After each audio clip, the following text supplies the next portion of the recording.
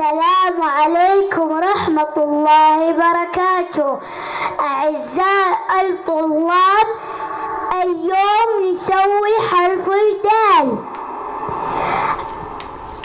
أنا المعلم هاشم.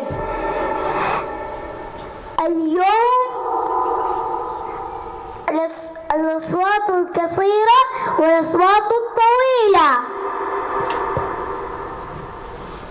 دا دا دا دا بالفتحة.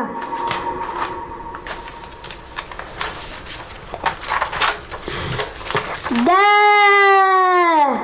بالفتحة.